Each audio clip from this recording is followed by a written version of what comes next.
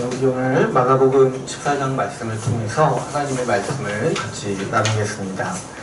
우리가 지난주까지 해서 예수님이 세우시는 성찬의 의미를 같이 살펴봤습니다.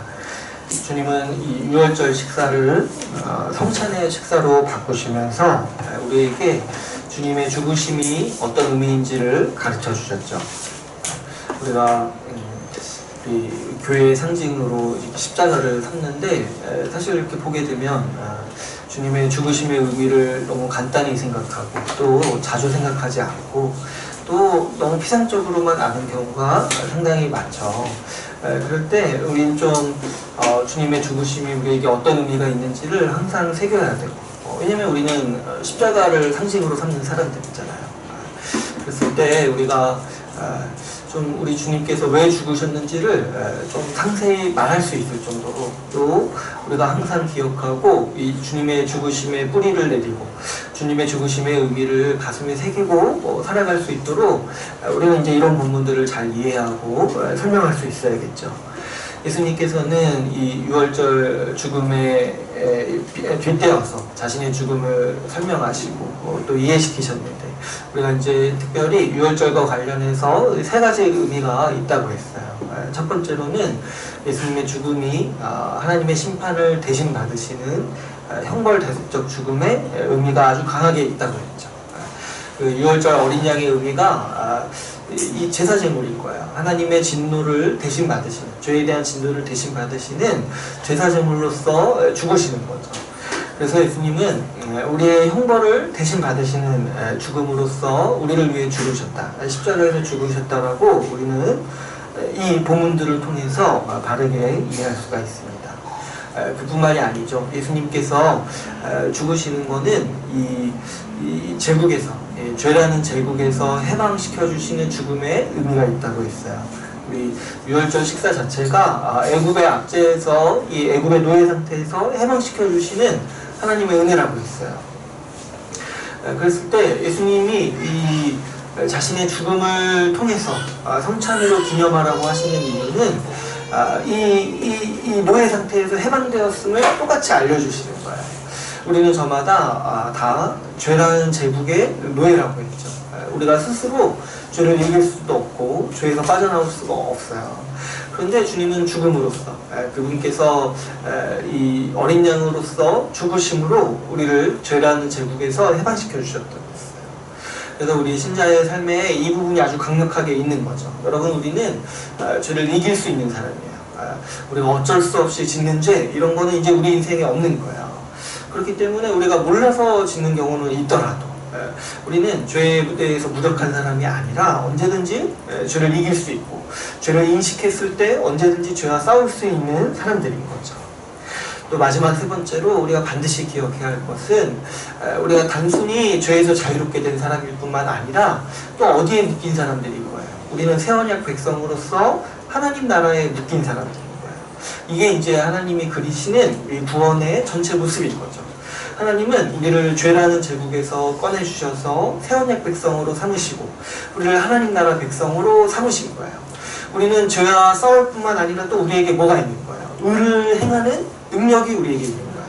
왜 그러냐니까 우리는 하나님 나라 백성으로서 새 언약 백성으로서 그 나라의 법, 그 나라의 통치 아래서 살아가는 사람들이기 때문인 거죠. 그래서 우리는 죄와 싸울 뿐만 아니라 또 어때요? 적극적으로 선을 행하고 의를 행하는 사람으로서 살아가는 거죠. 이 모든 우리 삶의 모든 국면이 바로 예수님이 세우시는 성찬에 담겨 있는 거예요. 우리가 성찬에 참여할 때마다 주님의 살과 피를 마실 때마다 우리가 항상 기억해야 되는 게 주님이 우리를 건지셨다는 거예요. 어디서요? 죄와 사망에서 우리를 건지셨다는 거예요. 그래서 여러분, 우리는요 죄를 짓지 않고 또 영원히 살 거예요. 우리 죽음을 맛보지 않고 영원히 살 거라고 주님은 우리에게 말씀하셨죠. 그래서 우리는 성찬에 참여할 때마다 이 특별한 은혜들을 누리고 기억할 수가 있는 거죠. 성찬은 이 주님이 죽으심으로 우리에게 주시는 이 은혜와 복을 누리는 언약 식사라고 했습니다. 우리가 이 주님의 죽으심과 이 고난의 의미를 제대로 알고 이해할 때 우리는 성찬을 바로 세우고 신자답게 살 수 있는 거예요. 주님이 왜 죽으셨는지, 그리고 주님의 죽으심이 오늘날 우리에게 어떤 의미가 있는지를 우리가 항상 되새겨야 하는 거죠. 우리가 주님의 죽으심을 상징하는 이 십자가를 자주 보면서도 좀 십자가가 우리에게 어떤 의미인지를 잊고 살 때가 많습니다. 우리가 주님의 죽으심을 기록한 이 복음서를 통해서 좀 주님의 고난의 의미를 또 깊이 살펴보고자 합니다.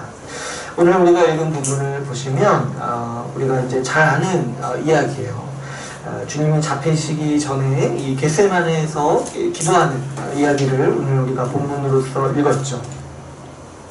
오늘 본문의 27절을 보시면은 아주 이게 이제 같은 시간 가운데 있는 거예요. 이 전 본문에서 예수님께서 이 성찬 언약 식사를 통해서 아주 영광스럽게 너희를 새 언약 백성으로 우리를 초대하셨어요.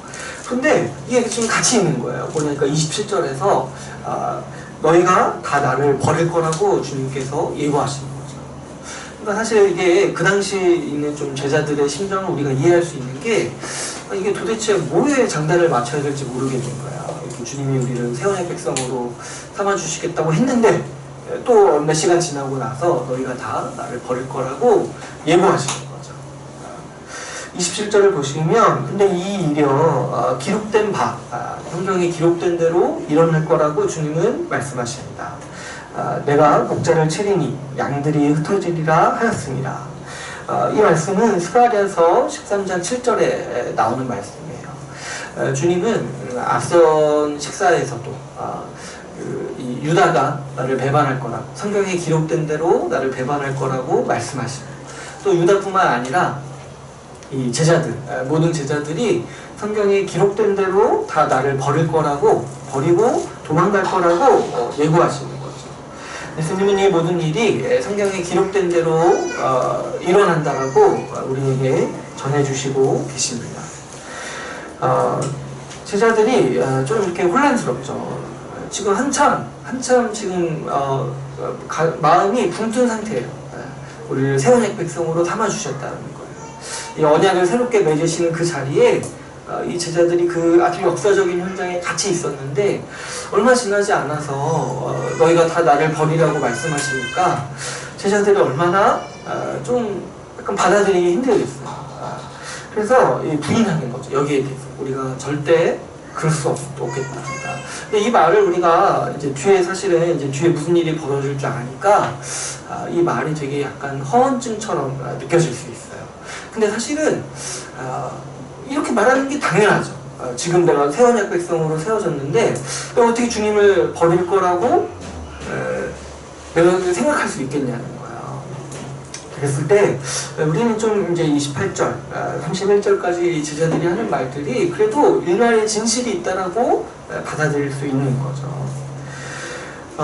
이 제자들이 강하게 부인하는데 29절이 보시면은 이 베드로가 거기에 이제 앞장서는 거예요. 29절에 보시면은 베드로가 이렇게 얘기를 하죠. 다 버릴지라도 나는 그리하지 않겠나이다. 제가 이제 말씀을 보면서 생각했을 때 베드로는 정말 재수없는 사람이에요. 정말 말을 어떻게 이렇게 합니까? 다 버릴지라도. 그러니까 딴 사람은 버릴지라도 나는 이를 버리지 않겠다는 거예요. 근데 이제 같은 말이라도 우리가 버리지 않겠습니다. 이렇게 말하면 되는데 베드로는 이상하게 자기가 제일 이제 잘났으면 어떻게 좀 이렇게 어필하고 싶었나. 다 쟤네들은 버릴 수 있어요, 주님. 그런데 나는 버리지 않겠다라고 이렇게 얘기를 하는 거예요. 좀 같이 있기 싫은 사람일 것 같아요, 베드로. 왠지 좀. 네, 근데 여기서 이제 예수님이 그래서 베드로에게 특별히 좀 이렇게 권고하시는 거예요. 야, 네가 더 제일 심각하게 날 배반할 거라고 얘기하시는 거예요. 30절에 보시면 주님은 아주 이제 베드로를 위하고 싶으셨던 거예요. 그래서 어떻게 얘기하시냐니까 이 닭이 두 번 열기 전에 너가 3번 나를 부인할 거라고 주님은 아주 배려 깊은 마음으로 베드로가 좀 너무 이렇게 붕뜬 마음으로 이 시기를 보내는 게 아니라 좀 이 주의를 듣고 좀 이 나중에 있을 시험에 대해서 좀 베드로가 대비할 수 있도록 주님은 이렇게 말씀하시죠. 앞으로 지금 오는 이 시험이 절대 쉬운 게 아니고 절대 너가 제정신으로 버틸 수 있는 게 아니니까 대비하라고 주님은 권면하시는 거죠. 근데 이제 베드로가 이 말을 듣고도 아직 모르는 거예요. 이 뒤에 무슨 일이 있을지를 감히 생각도 못하고 있는 거예요. 그래서 31절에 아주 이제 더 나아가서 말하죠. 내가 주와 함께 죽을지언정 주를 부인하지 않겠나이다 하고 아주 이제 자기의 온 정말 모든 힘을 다해서 이렇게 말하는 거예요. 그랬을 때 곁에 주위에 있는 다른 제자들도 가만히 있을 수가 없어요. 왜 그러냐니까 베드로가 아주 신경을 긁어놨거든요. 29절에서 다 버릴 건데. 그랬을 때 이제 모든 제자들도 똑같이 얘기하는 거예요. 우리도 절대 주를 버리지 않겠다라고 이렇게 주님 앞에서 아주 힘있게 얘기를 하죠.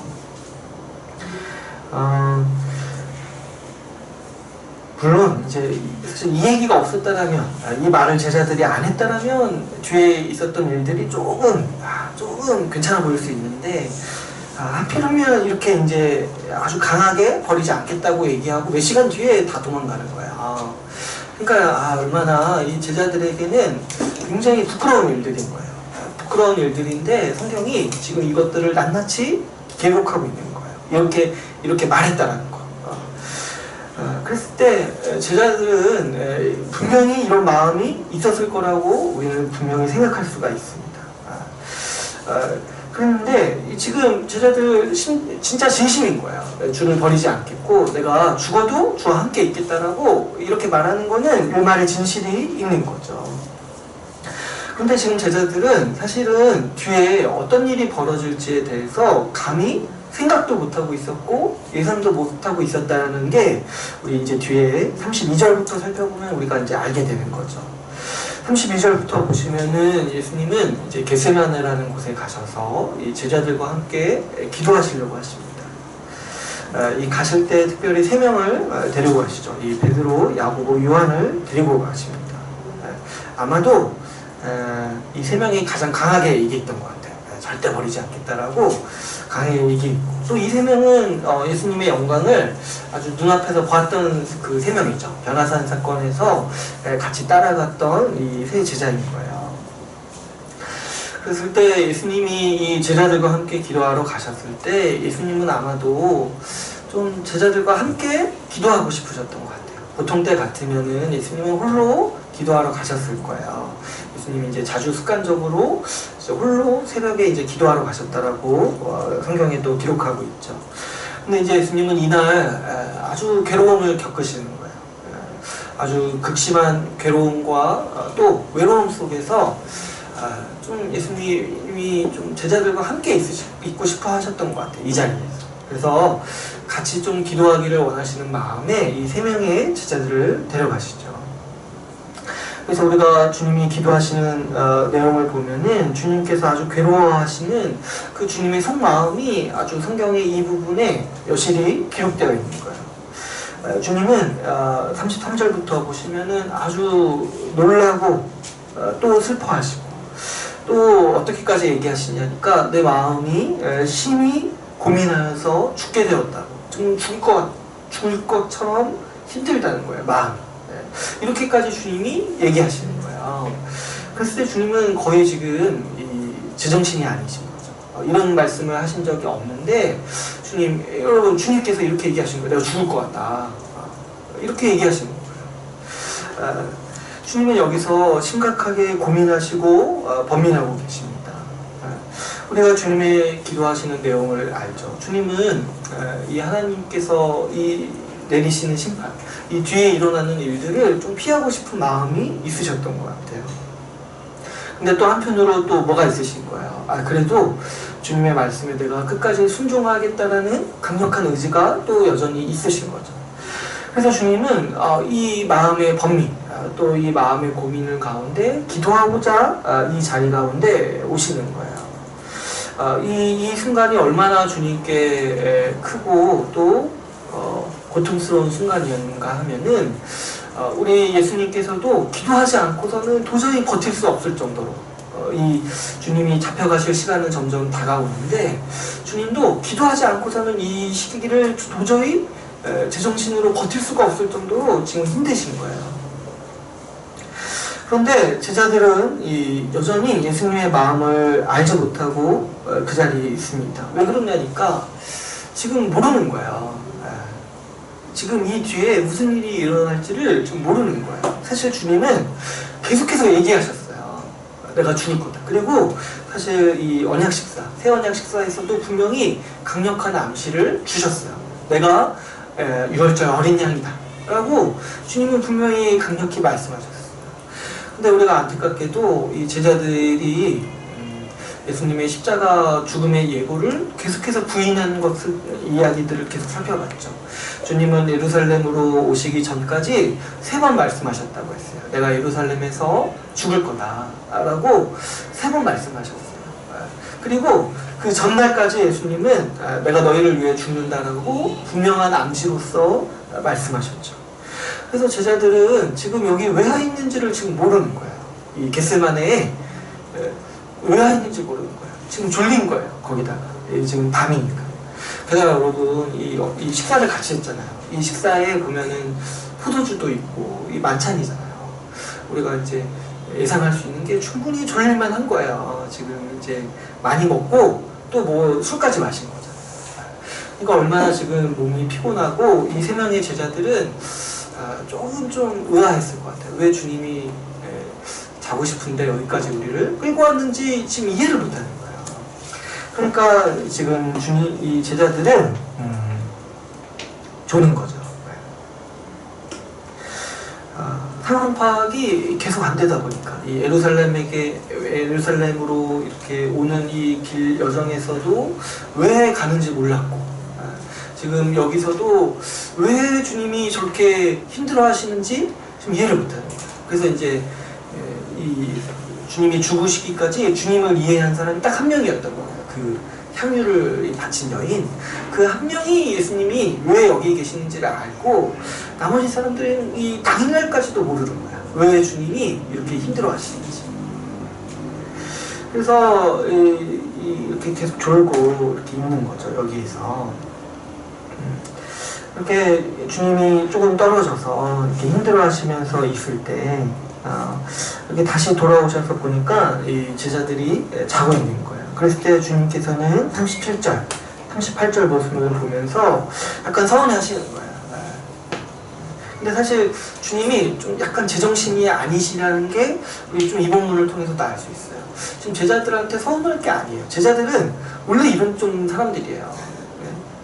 원래 이런 좀 주님이 제자들이 기도할 거라고 생각했던 것에서 주님이 지금 정말 너무 힘드시구나 라는 걸 우리가 좀 엿볼 수 있는 거예요. 주님은 좀 약간 책망하시면서 너희가 1시간도 깨울 수 없냐고 물으시는 거예요. 아마 좀 1시간 정도 되었던 것 같아요. 주님과 떨어져 계시는 게. 그랬을 때 주님은 제자들을 위해서 권면하십니다. 38절을 보시면 시험에 들지 않게 깨어서 기도하라고 얘기하세요. 왜 그러냐니까 지금 주님은 자신이 받으실 시험과 그 시간 때문에 괴로워서 기도하시는데, 근데 또 한편으로 주님이 잡히시고 주님이 죽으시는 그 시기가 또 제자들에게 또 어떤 시기인 거예요. 아주 너무 감당하지 못할 시험인 거예요. 그래서 주님은 이 제자들이 그 시험에 대비하도록 앞에서 미리 예고하신 거예요. 너희가 다 나를 버릴 거다. 좀 그 시험을 예고하고 대비하도록 좀 주님은 권면하신 거죠. 근데 지금 제자들의 태도는 어떻습니까? 주님이 이렇게 강력히 권고하시고 예고하셨을 때 우리는 절대 그럴 일이 없다라고 아주 바득바득 우겼어요. 그리고 주님이 이제 곧 그 시기가 오니까 기도하라고 하실 때는 어떻게 하는 거예요? 피곤해서 지금 자고 있는 거죠. 그랬을 때 주님이 마지막까지 기도하기를 힘쓰라고 권면하시는 거예요. 그런데 주님은 이 제자들은 끝까지 졸음을 이기지 못하는 거예요. 2번째 오셨을 때 또 제자들은 자고 있었던 거죠. 41절을 보시면은 주님은 3번째 다시 오셨을 때 이제는 자고 쉬라고 말씀하십니다. 원래 사실 이 제자들을 데리고 오실 게 아니었는데 이제는 자고 쉬라고 말씀하세요. 왜 그러냐니까 예수님께서 순종하기로, 하나님 말씀에 순종하기로 마음을 정하셨기 때문인 거죠. 그래서 우리가 43절, 44절을 보시면은 이 제사장이 파견한 무리들이 예수님을 잡으러 옵니다. 그래서 45절을 보시면 이 같이 있던 제자가 이 예수님을 잡아가려는 이 움직임에 저항하지만 주님은 그 제자를 말리시고 거의 스스로 잡혀가시죠. 이 46절을 보시면 이 곁에 있는 사람 중에 한 사람이 칼로 잡으러 온 사람의 귀를 떨어뜨렸다라고 기록하고 있습니다. 우리가 이제 다른 복음서를 보면은 이 사람이 이제 베드로라고 얘기를 하죠. 칼로 이렇게 귀를 친 거예요. 그러니까 아마도 이거는 좀 실수한 거죠. 원래는 머리를 치려고 했는데 칼 쓰는 게 이제 익숙하지 않으니까 귀를 떨어뜨린 것 같아요. 일부러 만약에 귀를 쳤다라면은 대단한 검사겠죠. 근데 그렇지 못하고 아마 그 사람을 죽일 작정으로 한 것 같아요. 그리고 이 베드로가 귀를 떨어뜨렸을 때 예수님이 이 귀를 치유해 주셨다라고 다른 복음서에서는 전하고 있죠. 우리가 이 모습을 보면은 좀 주를 떠나지 않고 내가 주와 함께 죽겠다라고 말했던 말이, 이 제자들의 말이 어느 정도는 진심이었다는 걸 우리가 좀 알 수 있어요. 지금 이 예수님을 잡아가려고 이 몽둥이와 무장한 무리들이 같이 온 거예요. 그런데 이제 베드로가 거기서 칼을 들고 저항했다는 건 뭐예요? 내가 내 목숨을 바쳐서 예수님을 지키겠다라고 한 거죠. 그래서 이런 행동은 이제 거의 주와 함께 죽겠다라는 태도로서 이렇게 보인 거죠. 또 우리가 이제 오늘 읽지는 않았지만 뒤에 이제 우리가 살펴볼 본문에서도 베드로는 이제 순간적으로 도망가지만 예수님이 잡혀가시는 멀찍이 또 같이 또 따라가요. 그러니까 우리가 이 제자들, 특별히 또 베드로의 좀 마음을 볼 때 이들의 마음 한편에는 분명히 이게 있었어요. 내가 주님을 버리지 않겠다. 내가 주와 함께 죽겠다. 이 마음이 분명히 있었던 거예요. 그런데 주님께서 저항하지 않으시고 순순히 잡혀가실 때 제자들 모두가 도망갔다라고 성경은 기록하고 있습니다. 50절에 보시면 제자들이 다 예수를 버리고 도망했다라고 기록하고 있죠. 여러분, 우리가 이 제자들의 모습을 살펴볼 때 제자들 모두가 열심히 있었습니다. 열정도 있었고 정말 열심으로 주를 따르고자 했어요. 그러나 우리가 이 예루살렘을 가는 여정과 또 오늘 본문에서 살펴보듯이 이 제자들의 열심은 무언가 이 예수님의 길과 어긋나고 있어요. 제자들은 예수님이 가시려는 길을 생각하지 않고 좀 자기만의 공산과 또 자기만의 계획과 또 자기 의에 빠진 채로 예수님 곁에 있으려고 하고 있는 것이죠. 주님이 다 도망가리라고 예고하시면서 대비하라고 권면하셨을 때 제자들은 교만해서 이 주님의 경고를 무시했습니다. 거기에다 대고 절대 그러지 않을 거라고. 주님은 고민해보라고. 좀 왜 지금 이 시기 가운데 있는지를 심사숙고하라고 주님은 말씀하셨는데 제자들은 거기에 대고 아주 기고만장하게 우리가 절대 그러지 않을 거라고 마양하면서 예수님의 경고를 무시했죠. 주님이 시험에 대비하도록 함께 기도하기를 요청했을 때 제자들은 졸았어요.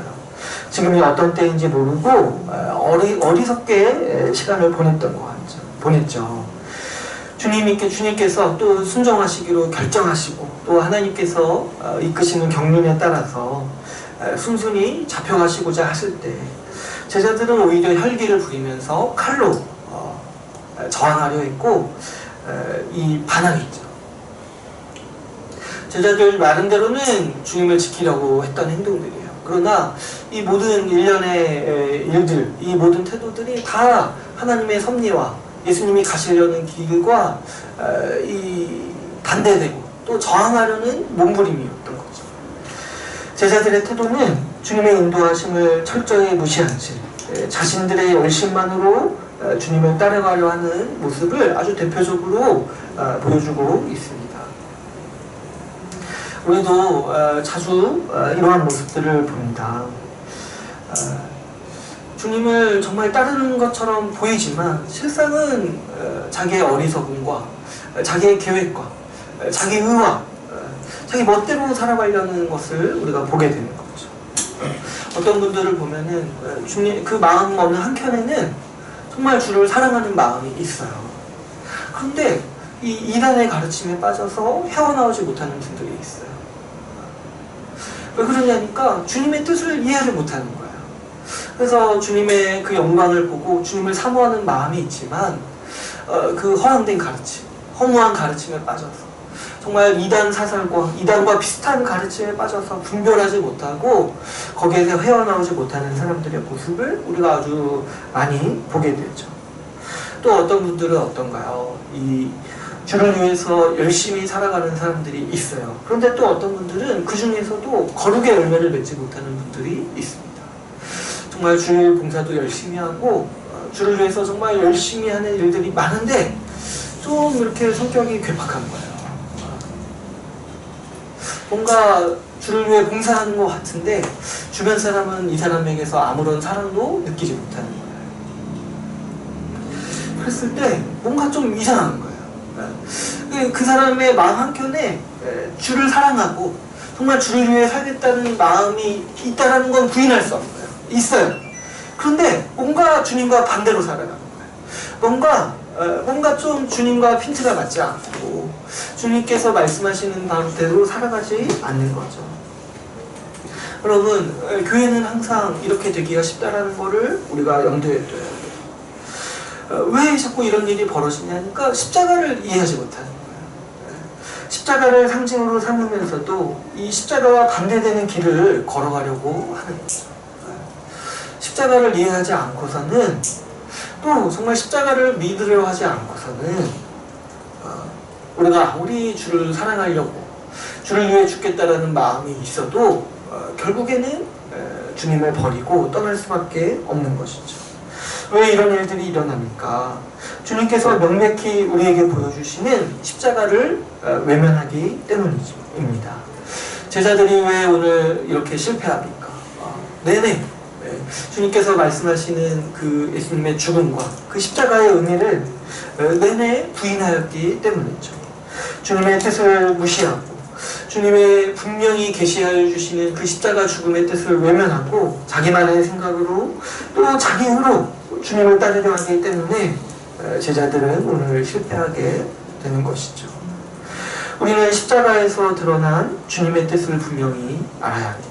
주님이 왜 죽으시는지 그분의 죽으심의 의미를 알 때 우리는 주님을 따를 수 있는 거예요. 맹목적이고 무지한 믿음은 반드시 실패할 수밖에 없습니다. 여러분, 향유를 바친 여인과 이 제자들의 모습을 한번 비교해 보십시오. 둘 다 열심히 있었어요. 또 둘 다 주님을 정말 사랑했어요. 그런데 누가 결국 주님을 따릅니까? 예수님이 왜 죽으신지고 그 죽으심을 경배하는 사람만이 주님을 따르는 거예요. 우리가 오늘 본문에 나오는 이 주님의 기도를 통해서 주님의 죽으시는 의미를 더욱 분명히 알기를 원합니다. 오늘 본문에 나오는 우리 주님의 겟세마네 기도는 아주 우리가 아는 유명한 이야기죠. 주님은 여기서 하나님의 뜻대로 십자가를 지시는 일에 대해서 갈등하십니다. 그래서 우리가 주님의 이 겟세마네 기도를 막 생각할 때 우리 뭐 기도의 표본으로서 좀 우리의 뜻보다는 좀 주님의 뜻을 구해야 된다라고 우리가 이 기도를 많이 인용하고 또 생각해요. 근데 오늘 우리 이 맥락에서 이 겟세마네 기도를 살펴볼 때 여러분, 우리는 주님이 무엇을 좀 힘들어 하시는가, 무엇으로 지금 주님은 괴로워하시는가를 우리가 살펴볼 필요가 있습니다. 여러분, 주님께서는요 진심으로 십자가에 달리시는 일을 두려워하셨습니다.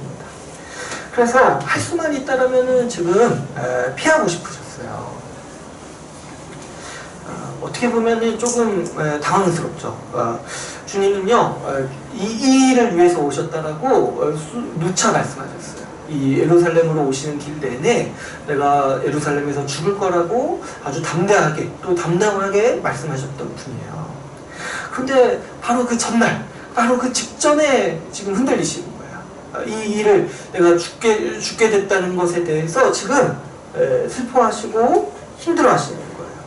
33절을 보시면 심히 놀라셨다고, 심히 놀라신다고 하죠. 마음이 지금 진정하지를 못하고 계시는 거예요.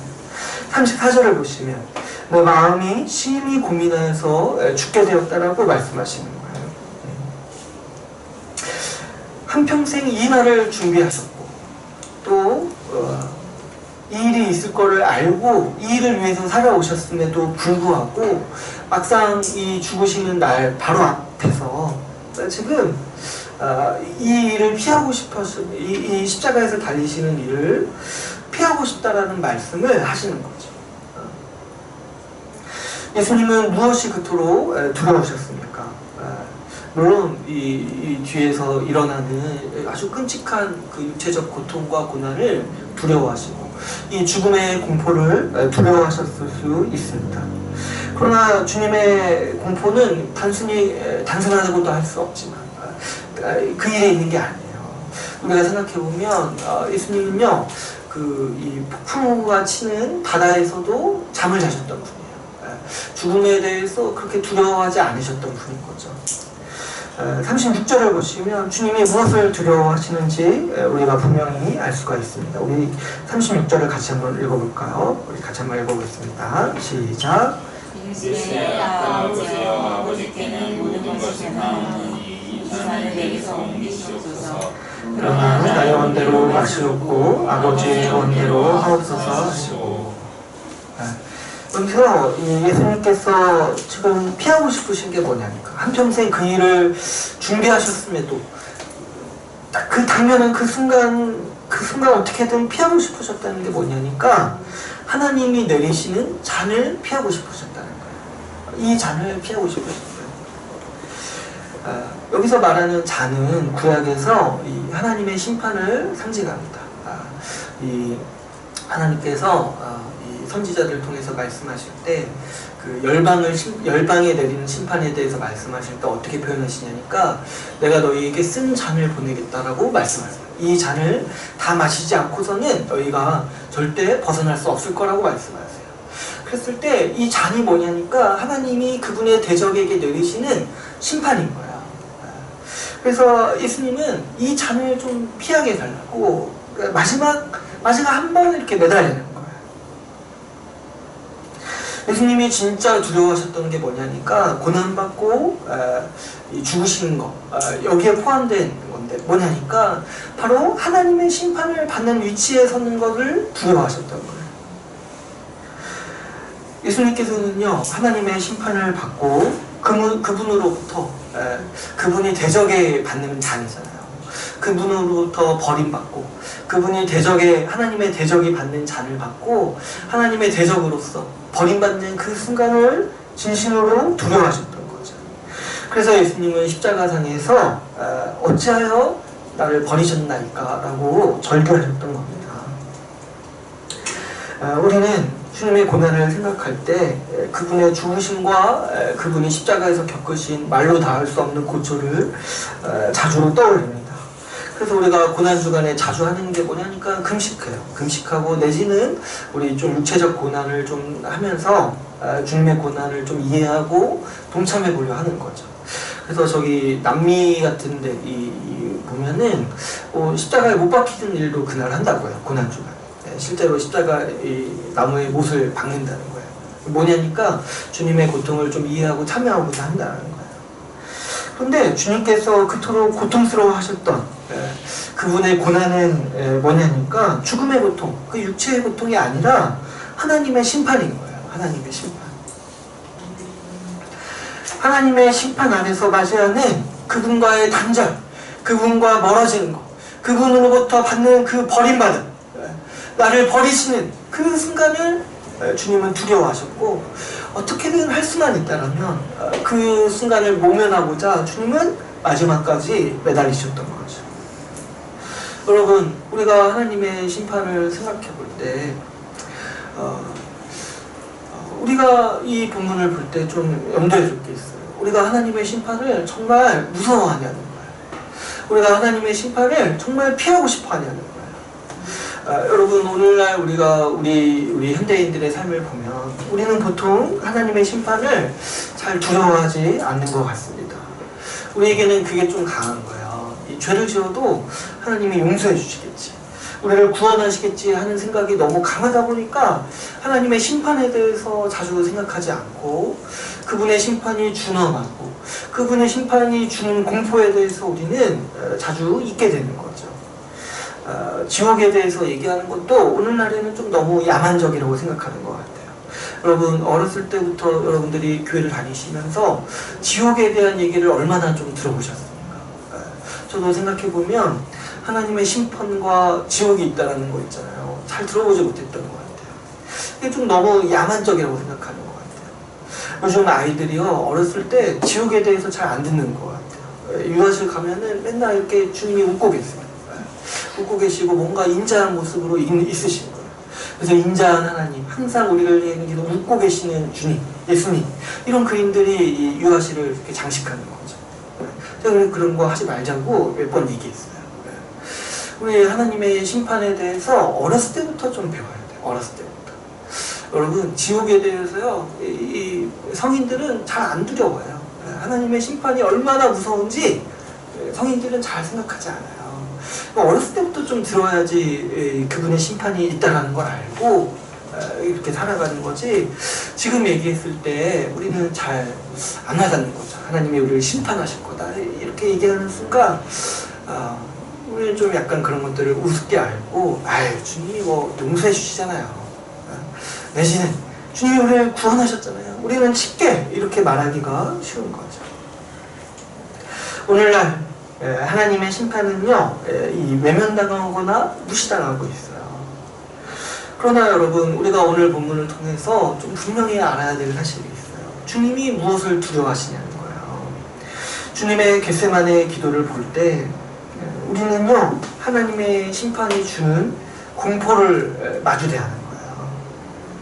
여러분, 하나님의 심판이 준엄하셔서 얼마나 그분의 심판이 정말 어렵고 준엄하시냐니까 그분의 사랑하는 외아들조차 공포에 떨면서 지금 자비를 구하고 있는 거예요.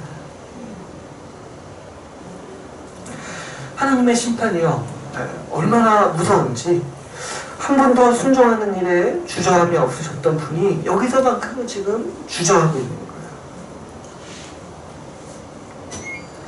거예요. 예수님께서 이 땅에 사시면서 한 가지를 무서워하셨는데 바로 하나님의 심판입니다. 여기서 주님이 느끼시는 공포는요, 우리가 좀 살면서 우리가 진정으로 무서워해야 될 바, 우리가 진정으로 공포심을 느껴야 될 바가 무엇인지를 우리에게 가르쳐주고 있습니다. 여러분, 우리는요, 하나님의 심판을 무서워해야 돼요. 주님이 분명히 말씀하셨죠. 우리의 목숨을 좌지우지하실 자를 두려워하지 말고 죽은 이후에 우리의 영혼까지 다스릴 그분을 두려워해야 된다라고 주님은 우리에게 권면하셨어요.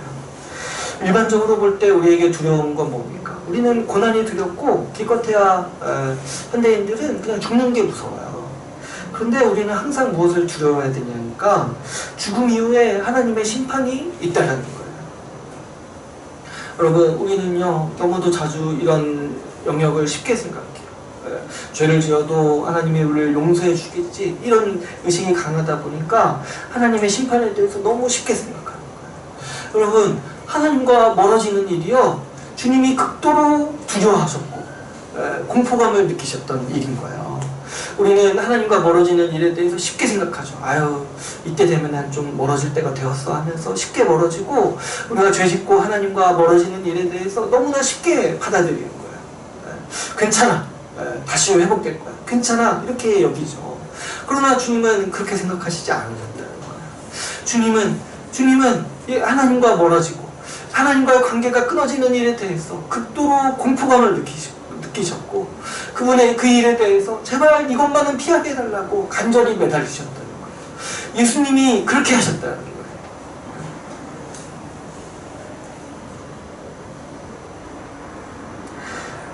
우리는 이 일에 대해서 두려워해야 돼요. 여러분, 우리가 살면서 가장 두려운 일이 뭐냐니까 하나님과 멀어지는 거예요. 하나님의 심판이 우리에게 두려움을 주는 이유가 뭡니까? 하나님과의 관계가 끊기는 거야. 우리가 그분을 아버지라고 부를 수가 없고, 우리가 그분을 의뢰할 수 없고, 우리가 그분 안에서 살아갈 수 없는 일이 하나님의 심판에 아주 이 공포스러운 면인 거예요. 여러분, 우리가 하나님의 심판을 어떻게 생각하고 있습니까? 너무 쉽게 생각하고 있지 않습니까? 하나님과 멀어지는 일을 너무 대수롭지 않게 받아들이고 있지 않습니까? 우리 신앙생활 하시는 많은 분들이 이 일에 대해서 너무 평안하게 생각하는 건 아닌지 우리가 좀 겟세마네 기도를 보면서 우리가 자주 생각해야 돼요. 우리가 여러분 진정으로 공포감을 느끼는 건 뭐냐니까 우리가 혹시 이렇게 되지 않을까 하는 거예요. 우리가 앞에서는 주님 앞에서는 내가 절대 주님을 떠나지 않겠습니다 말하고서 나중에 우리가 주님을 버리고 도망가는 사람이 되지 않을까. 우리가 이 일에 대해서 항상 공포심을 가져야 되고 우리가 항상 여기에 대해서 생각하고 대비해야 하는 것이죠.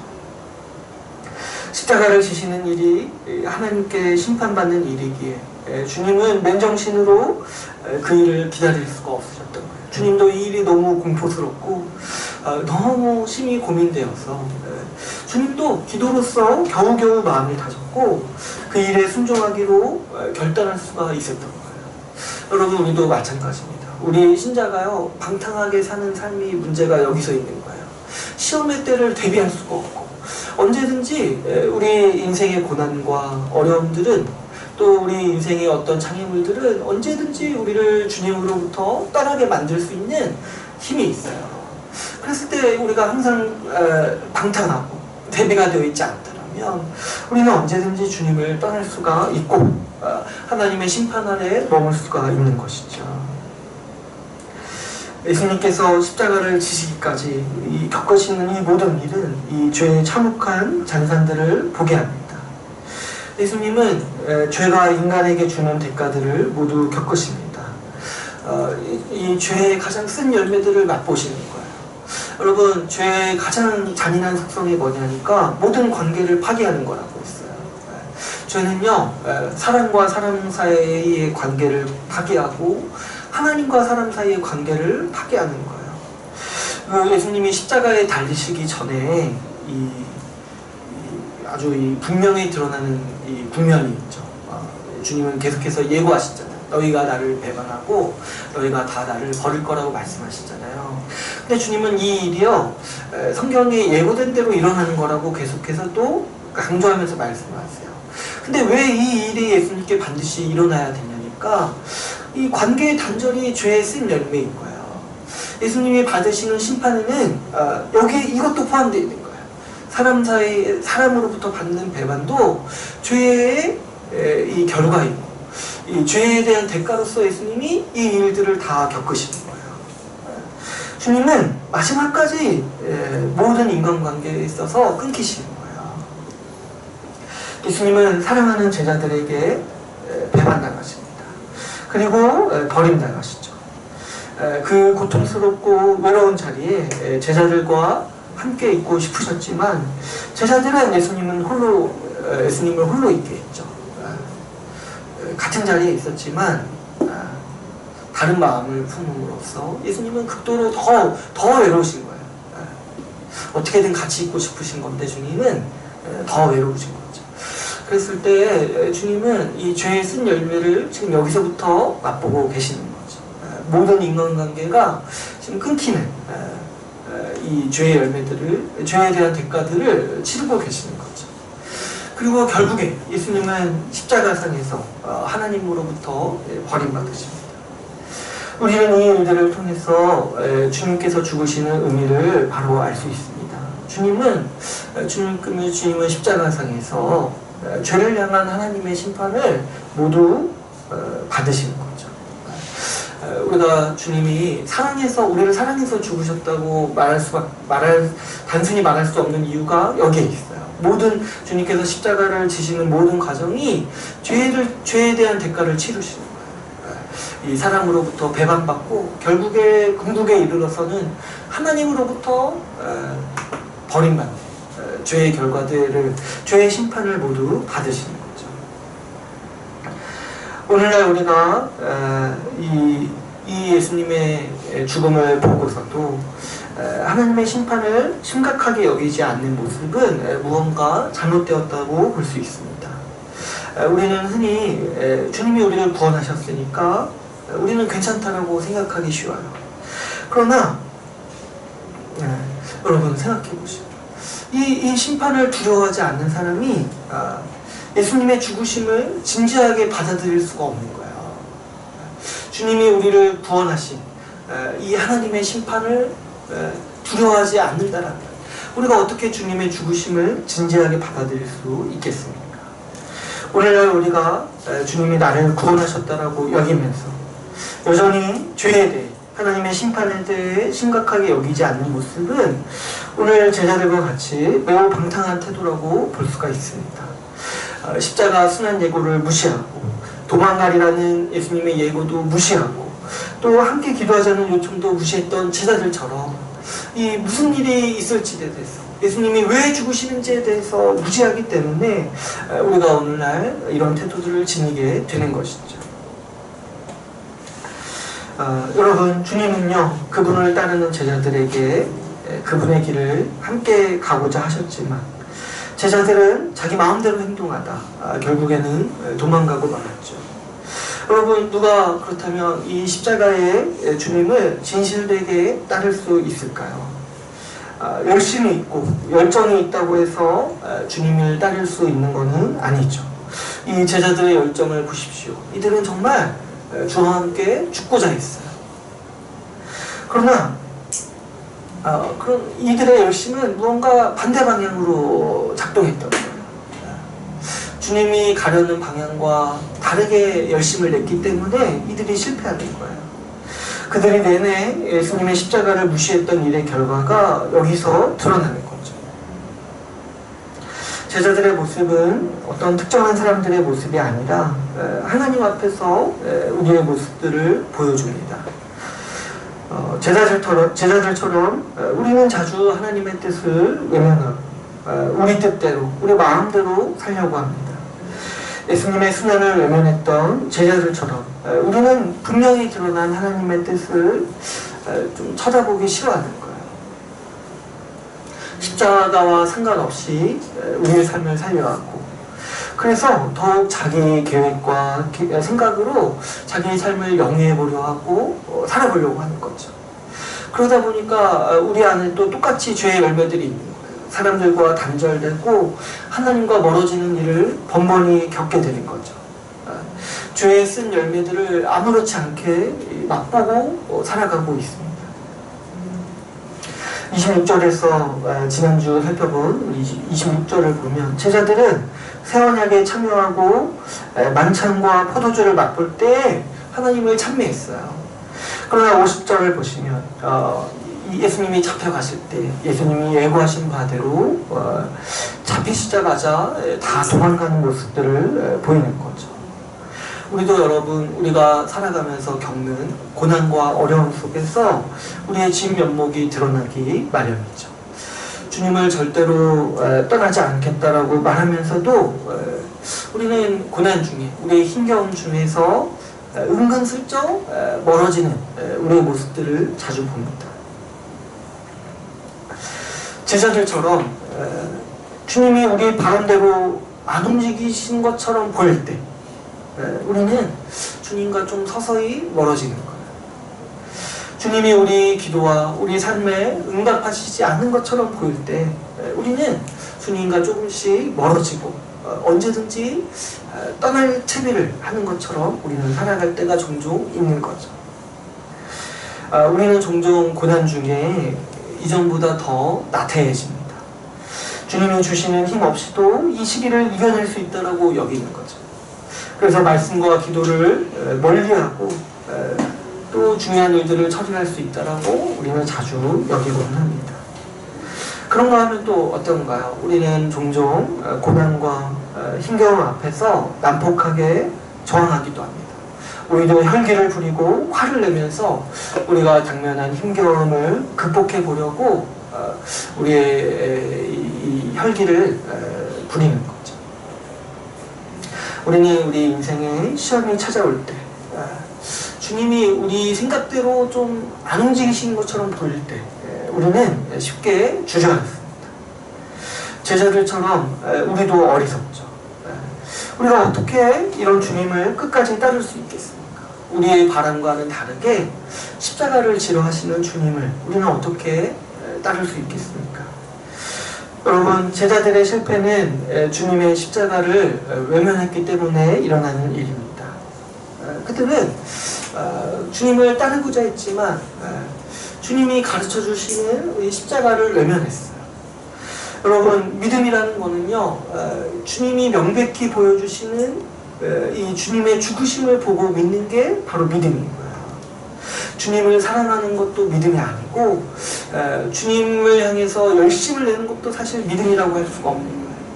믿음은 뭐냐니까 명백히 주님께서 보여주시는 그 주님의 죽으심의 의미를 알고 따라가는 게 믿음인 거예요.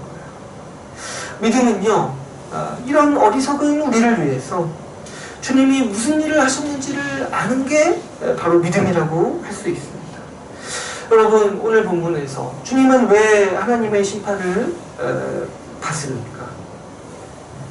주님이 받으신 하나님의 심판은 원래 우리가 받아야 하는 심판입니다.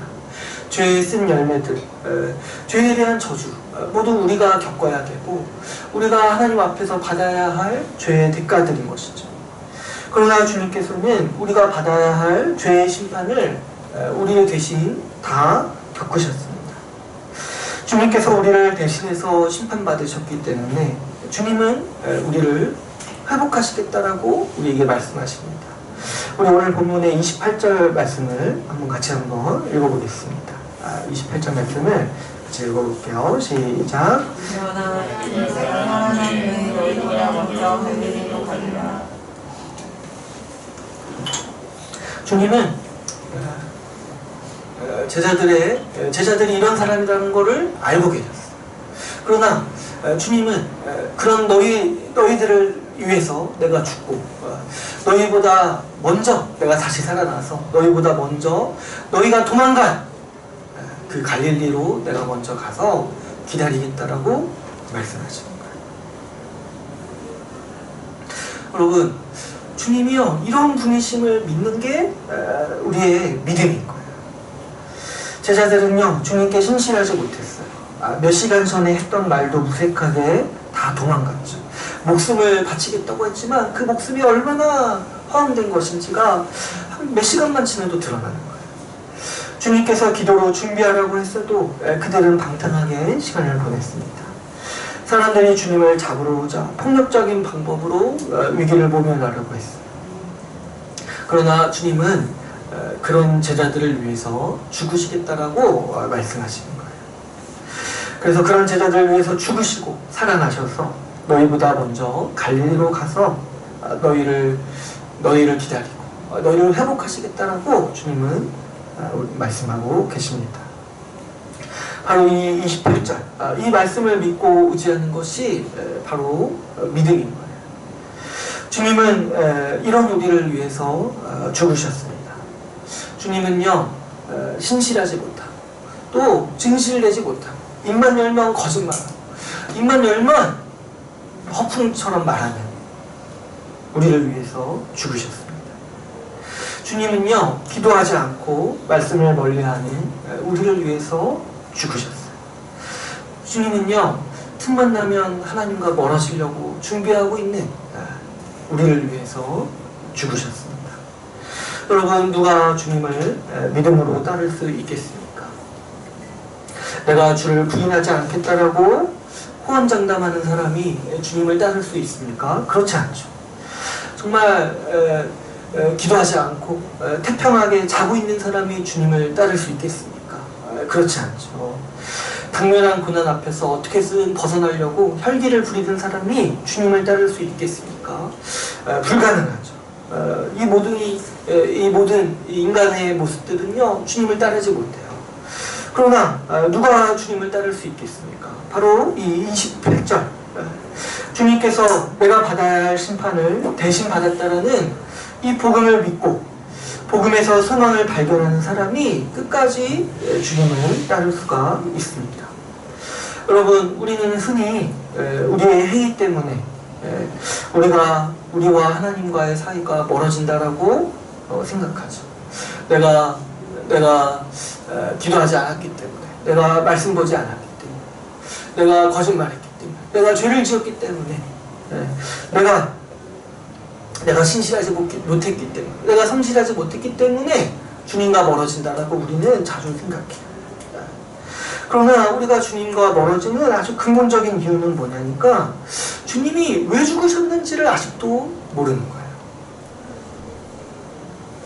여러분, 우리가 주님과 멀어지는 이유는요, 우리가 주님과 멀어지는 주된 이유는 주님이 십자가에서 죽으신 복음의 은혜를 잊기 때문입니다.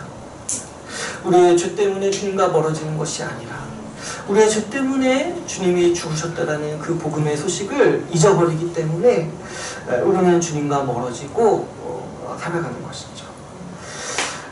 주님께서 우리의 죄와 완악함을 회복하시기 위해서 죽으셨다는 사실을 잊을 때 우리는 주님을 떠나 도망치는 사람들이 되기 마련입니다.